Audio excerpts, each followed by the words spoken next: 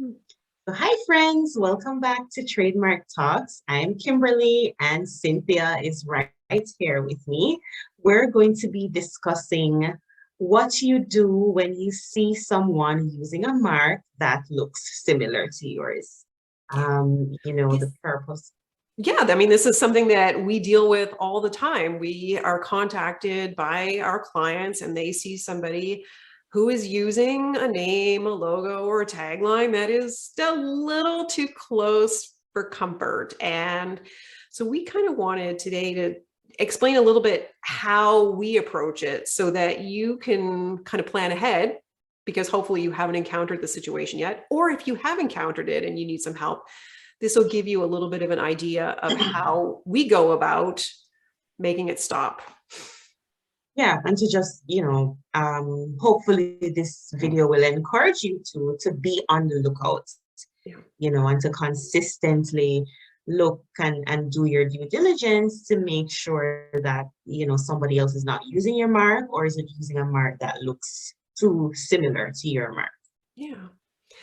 So what's the first thing we kind of analyze when we get a situation like this? Well, I mean, the first thing that we would do as trademark experts is to look to see if it would actually fall within the realm or sphere of confusion.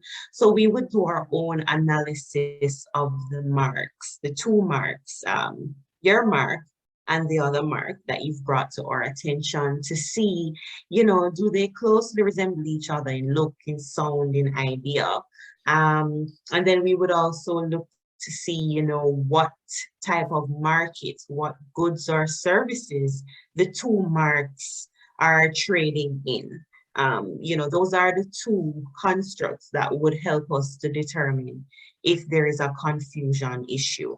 So if the marks too similarly resemble each other and they're both being used for similar goods or identical goods and services, then that would raise a case of confusion.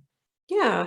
And I think it's important to point out too for brand owners that confusion doesn't mean that one mark could be mistaken for the other. Confusion really is questioning whether the average consumer would think that the goods and services associated with both marks come from one single company.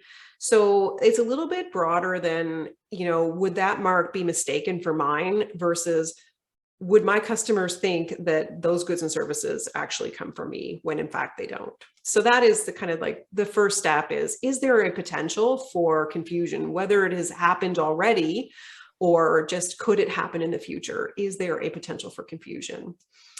And then once you've decided or determined that there is a risk there, the next thing we look at is, well, who was using it first? Because the last thing you want to be doing is, coming out strong and claiming there's a likelihood of confusion when in fact they were there first and you were the second And, user. and so you're the one causing confusion. Yeah. I mean, that is really, really important because here in Canada, the law of ownership with respect to trademarks really grants the right of ownership belongs to the company or the business that was using it first. And so regardless of whether you have a trademark registration or not, if somebody was using a mark before you used it, before you registered yours, they have earlier rights to that trademark in Canada. And it's important to know that before you argue and allege that there is a likelihood of confusion and that somebody needs to change their trademark. Yeah, and I mean, literally, Canadian law actually says that, even if you have a trademark registration, you cannot stop someone from using the mark if they were using it before you started using it. Yeah. Um, you Well, know, it places your trademark registration is potentially invalid.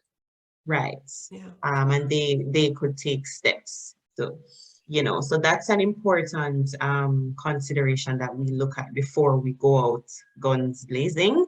Um, Yeah. which we really try to ascertain who actually has the prior rights to the trademark. Yeah. So let's assume, for the sake of argument, that there is a potential for confusion. Our client was using it first. Then the next thing that we're going to ask ourselves is, what rights can we allege? So there's basically two buckets of rights. So you have registered trademark rights and you also have unregistered trademark rights. Just because you don't have a trademark registration doesn't mean that you can't stop somebody from causing confusion. It's just a little bit of a different approach and a different evidentiary requirement that you would have to consider if you're not dealing with registered rights versus unregistered rights. You have anything that you want to add to that, Kim? I mean, yes, that's very true. But I think it's important though to state how much easier it is to enforce your rights when you have a trademark registration. Just for the simple fact that, a trademark registration on its face gives you entitlement throughout all of Canada. And so if you're in one city and you're just using your mark in one city, you have the right, once you have a trademark registration, to stop somebody else from using the mark or a similar mark in another city, even another province, so it's much easier to enforce with a registered trademark. That being said, though, if your mark is unregistered, you still do have some rights that we could look into enforcing against another mark or against another. But if you are in the situation where you don't already have a trademark registration and you are looking to stop somebody from using a similar mark or a confusingly similar mark, we would certainly advocate before we do anything filing a trademark application to get your rights on the record, because while ownership is really about who was the first to use in Canada, when it comes to registering, the Canadian Intellectual Property Office will consider the first person to file a trademark application to be the one entitled to register it. And you can only kind of change that outcome by opposing. And you don't really want to be involved in an opposition procedure because it is a litigation and it requires evidence, it requires pleadings, it requires arguments. And so it will extend the number of years it already takes to register a trademark in Canada. And it puts, your ability to register in a little bit of a risk position. So before we do anything, we also make sure that there is, if not a trademark registration, there is an application on record before we go ahead. Absolutely. And then once we do that, what do? This is the fun part. So, we've established that you have prior rights. There is a risk of confusion, meaning there is a risk that consumers are going to think that their business comes from you or vice versa. Then we would get to our desks, and the first step is usually to prepare a cease and desist letter. And, oftentimes that's a firm letter setting out, the tenets of trademark law in terms of ownership and exclusiveness, and setting out your rights in the trademark, and then, stating a set of demands, primarily demanding that the other person desist from using the mark, anywhere on their website in respect of their products or services. So that would be, the first enforcement step. Yeah. Official. And, in our experience, that is usually is the first step to resolving it. The vast majority of disputes about confusion between names and logos is resolved once you point out that you have earlier rights and that you're willing to take the steps to enforce them. Only a small minority of parties actually go to court. So oftentimes, when we encounter small business owners who are worried about the cost of enforcement, I mean, that is one of the things that I would say is that you don't have to worry about the complete cost of a litigation proceeding, which can be thousands and thousands of dollars. In the vast majority of cases, you can resolve it with just, a cease and desist letter and a brief exchange about timelines in terms of them changing their trademark. So it doesn't have to cost a ton of money in order to enforce your rights. And you certainly shouldn't shy away from taking the steps on the belief that it's going to cost you thousands of dollars in order to ensure that they stop. Absolutely. I mean, as Cynthia said, it can lead to some amount of back and forth. Yeah. Sometimes a second, firm letter has to be sent. But most times, these matters, as Cynthia said, are often resolved, and we generally leave with a settlement agreement, signed by both parties, setting out the terms of settlement.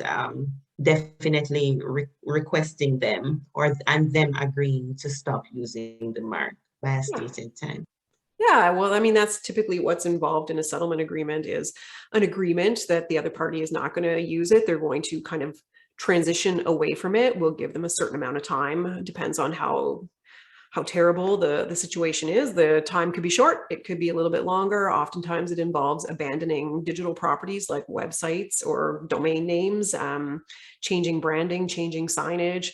So oftentimes we allow for a little bit of transition. But generally speaking, things get resolved fairly quickly and fairly inexpensively, so that your rights are protected and your trademark ultimately remains exclusive. Absolutely. So if you have encountered this situation, or you are operating without a trademark registration and you don't want to put yourself in that position any longer, visit us at masonpc.com. We are happy we have a ton of information on our website about ownership and enforcement of your trademark rights. And you can also book a free consult with us, and we can kind of figure out where you are and help you get started.